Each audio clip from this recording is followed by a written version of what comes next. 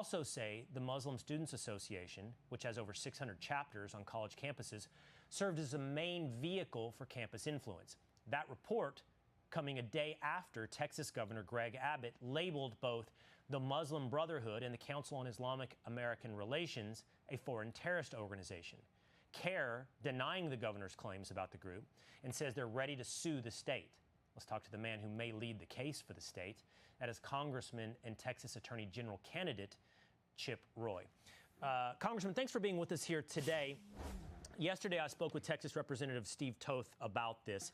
A lot of people have pointed out, and I think we have some numbers that we can share with the audience, the growth in mosques across the state of Texas, concerns over developments outside of Dallas and Houston, where people are suggesting maybe they might implement Sharia law or have exclusionary practices of who might move in.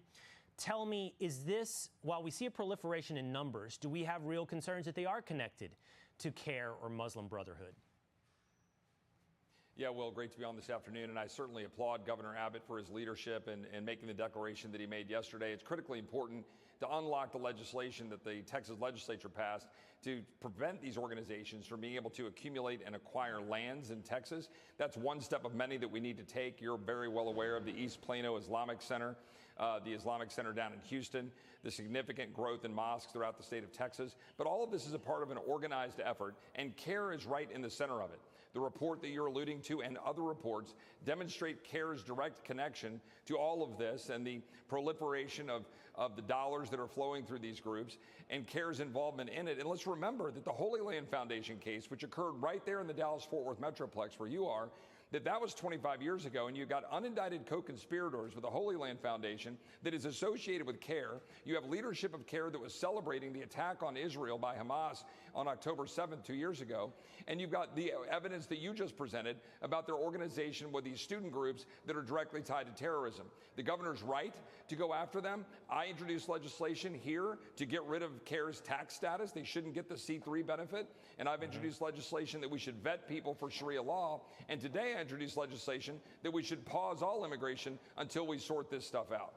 I saw that you introduced the Pause Act to halt all legal and illegal immigration until you can sort this out. I think that's a deeper conversation and one that we should have at a future time. But I just want to stay on this issue in Texas for a moment. You are running for Attorney General. It sounds controversial, Congressman, but there are many people across, by the way, the political aisle, from Bill Maher to others, that have pointed out that Islam, not the religion, but Islam, the system of life, the culture, the system of governance, is incompatible with the foundations of Western civilization. And it's hard to find an experiment where that case has not been proven out. That being said, simply a proliferation of mosques isn't something that the United States of America can necessarily be dealt with by the government. We have the First Amendment. We have freedom of religion. So the question is, what can be done? You can have a cultural argument. You can have an immigration argument. But unless you show a direct connection to the Muslim Brotherhood, or Terr perhaps, what can you do? What can you do about the growth in Texas? Well, first, you can stand up and talk about it, and the governor's doing that, and I'm doing that, and this is a real concern. And the second issue is you can follow the money. These groups are well-connected and well-organized. Where you've got money with Terr, where you've got money with the Muslim Brotherhood, where you've got money with these vast array of C4s and C3s and NGOs that are all affiliated with the groups that are trying to move people in and exploit our immigration laws to bring people into the United States who are adherent to Sharia law, which is point 3, you can go after Sharia law because it is in direct contradiction to Western civilization, our Constitution, and the rule of law.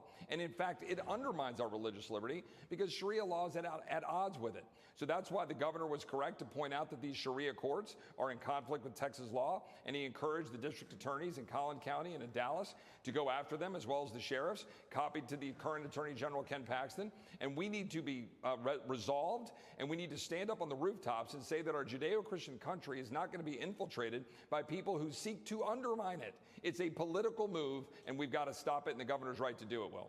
Yeah, Western civilization and the Constitution of the United States cannot be a suicide pact. They have to be something that allows for the proliferation of liberty, not the extinguishment of liberty. And that's the debate. That's the fine line, Congressman, that deserves, by the way, as is so many conversations on this show, more depth, more time. And we look forward to hearing from you on both the Pause Act and that more in the future. Thank you. I'll come back to Dallas and we'll do it there.